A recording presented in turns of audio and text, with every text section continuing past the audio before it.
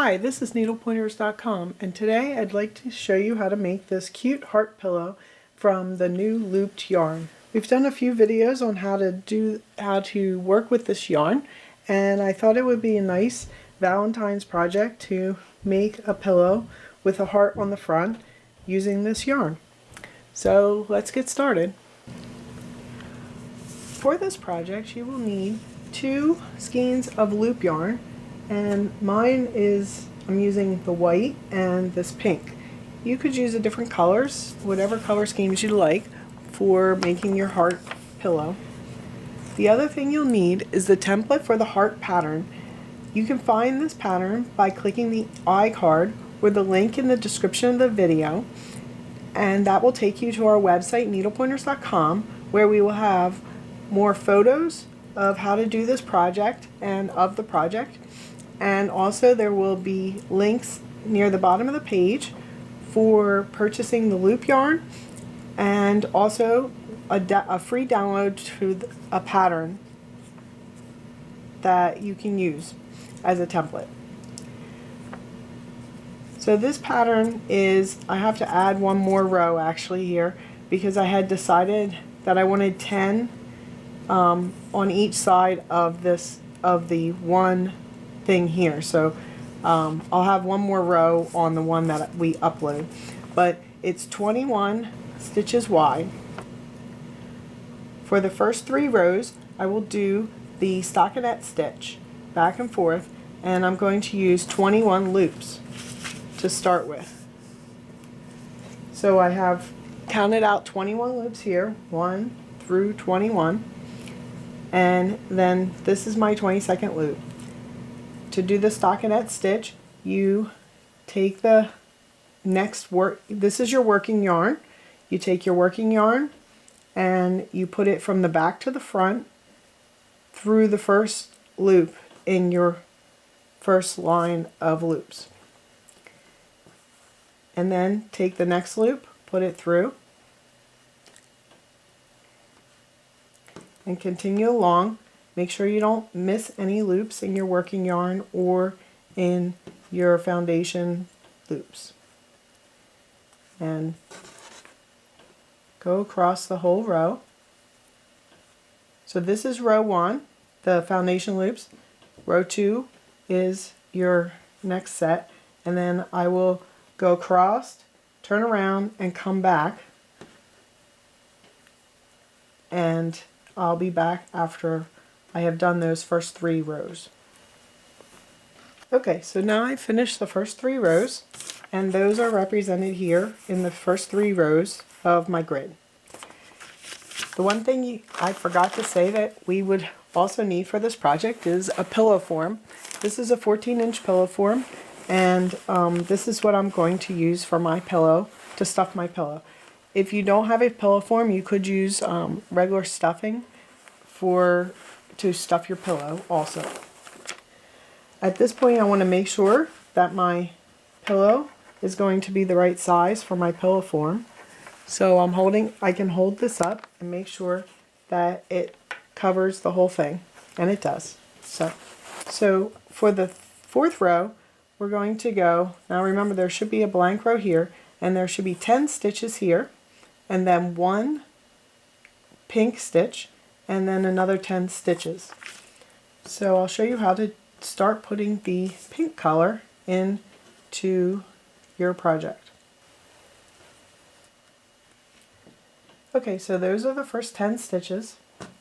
Next we want to put one single stitch of the pink. Now in order to get a new color yarn to blend in properly and to not have gaps along the edge, we need to always start your loop one on each side. You have to always start and loop in one ahead of where you really want the color to be. So what I do is, this is my 10th stitch, and I take my loop, and I usually leave 1 or 2 loops free, and I put this through the loop at the same time. So now I have 2 loops in that one loop. And we want to make sure to tuck this one extra loop underneath so we don't accidentally pick it up. And now, because we're only doing 1 loop, I'm just going to thread through both the white and the pink in the next loop. And I'm going to put the white behind. So put both loops through. This adds to the stability of the project. If you just put one single loop here with the pink just in the middle, you're going to end up having gapping in between the different colors, because it needs to always overlap by 1. So each color needs to overlap in the opposite direction by 1. So I want 1 color with the pink to the front, and next I'm going to take 2 again. But this time I'm going to put the white in the front and the pink behind, and loop that through. So now you can see I have 1 pink showing to the front. Now your pink color can leak through a little bit and show, but you can tuck it underneath. There's not really a lot we can do about that because we need to have the extra loops in there. So I'm going to carry the pink yarn. I'm not going to cut it off. I'm just going to carry it behind. And now I'm going to continue with the white for the rest of the other 10 stitches. So that's the end of that row. The next row, I'm going to go 1, 2, 3, 4, 5, 6, 7, 8, 9 stitches. Then I'm going to put 3 pinks and then another 9 stitches. So let's start by making the 9. So here's my 9th loop in this next row. The next one I want to be a white, but I want to take the working yarn from the pink and put it behind the white, because remember we're always trying to overlap by 1. And then I'm going to take the next working yarn and I'm going to actually put through the white too. Since there's only 3 stitches here, I think it would be easier just to carry the yarn across.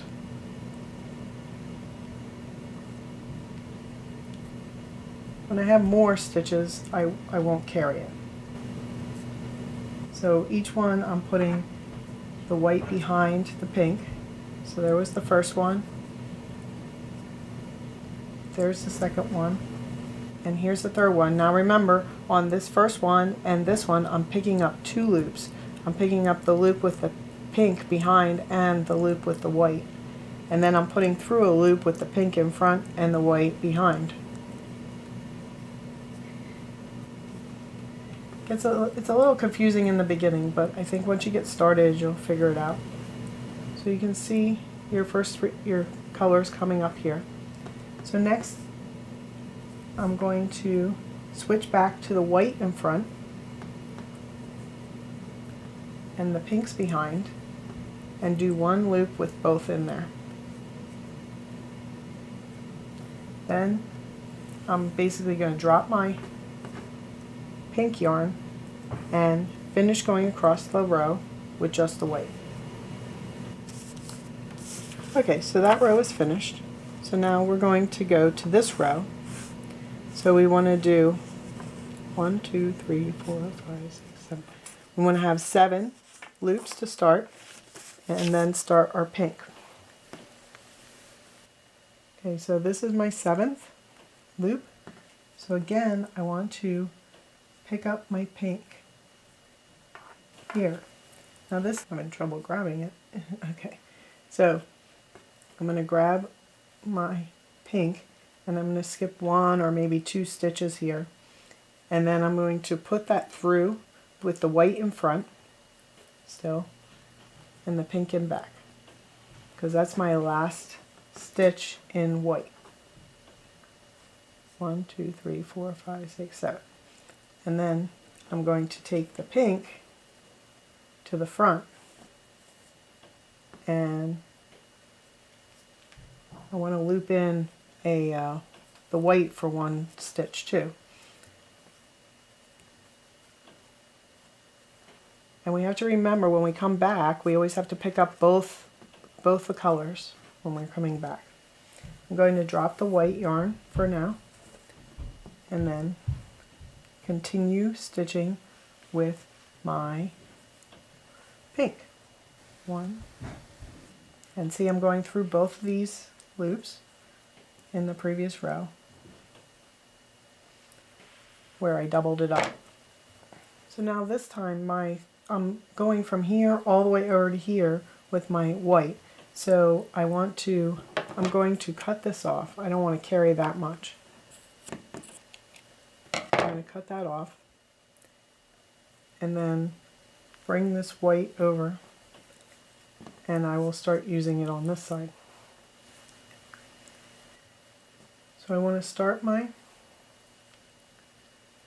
next white, and I'm going to put it behind this pink because that was the last pink in this row. Gaps. And then continue the rest of the row with the white. So there's another row completed. So this is the next row, and we're going to just continue with the same pattern that we just did. Once you get here, you're probably going to be cutting your color. Your pink you could probably keep carrying up and up and up, but the white you're going to want to drop and cut, and then continue on the other side. Or if you have 2 skeins, or you can maybe use the yarn from one from each end of the skein or something, so that you can have the 2 yarns started on each side, and then you could carry it and not cut it every time. But keep continuing to make this pattern on the pillow, the front of the pillow, and I'll be back when I'm all done. Okay, so now I'm back, and this is my finished pillow front.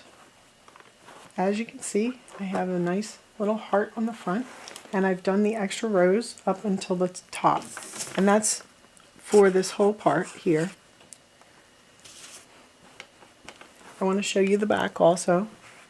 You can see on the back I have a lot of loops that are carried back here all over.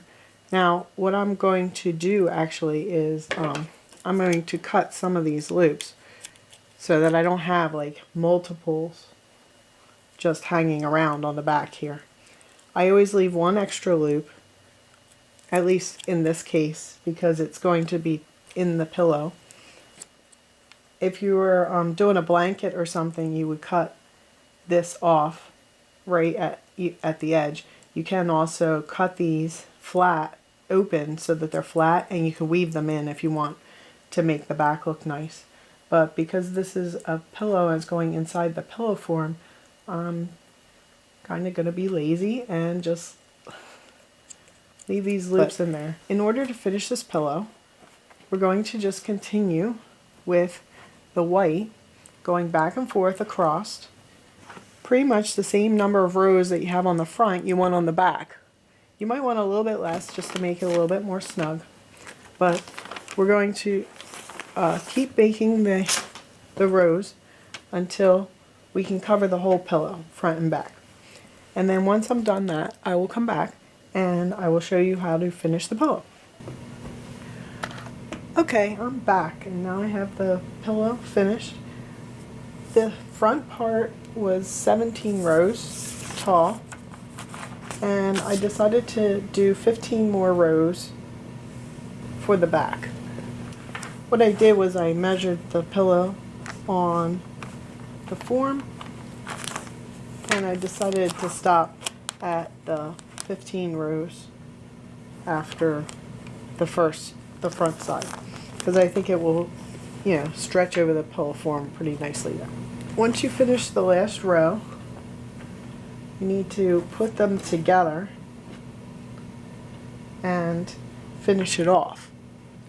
So what I was doing for that is I'm going to take each of the loops and I'm putting the pillow wrong sides together, and I'm going to loop each loop through the beginning row that I started with. And there should be the equal number, so I should be able to just loop this through each loop in the starting row. So then I'm going to have a row of loops sticking up. So now I have that row of loops sticking up, and I have the front and the back attached together. Next I'm going to do a bind off. To do a bind off, take the second loop, pass it through the first loop, and we're going to work across this way. The next loop through that loop, and we pull it after each loop, and just work your way all the way across. So here's my last loop. Loop it through. So now I have the very last loop there, and I want to cut the loop open so then I can tie it off on the side here. So my next step, I want to tie the side together, and I have a length of the yarn that I cut all the loops off of, and I want to start here, and I'm going to tie it off, tuck the knot to the inside, go through, and now it's all tucked on the inside. Now I'm going to, for each of the stitches along the edge here, going to match them up, match up the loops on the edge, and then basically wrap this piece around and around and around through the loops. And you want to do it on each row. So there was the first row, and you only want the first set of loops from each row. And I came out on this side, wrap it around, go in on the opposite side, and through, so that you're looping it over the edge. And follow all the way up the side like that. I want to tie it off. Gonna cut this and then push this into the center, the tail. So there's our pillowcase form so far. Take the pillow form, and now we need to stick it inside the pillow. Make sure you get the corners of the pillow form into the corner of the cover nicely, and smooth everything out. Our last step is to do the same thing on this side. As you can see, our heart pillow is now complete. Doesn't it turn out cute? It's very fluffy too and soft with this loop yarn. I really like this loop yarn because it's very soft and fluffy yarn to work with. It's nice to work with also. I hope you enjoyed this project and you think about making one for yourself. Please like, share, and comment on our video. Also, visit our website, needlepointers.com, for lots of other crochet, knitting, and loop yarn tutorials. We'll see you next time.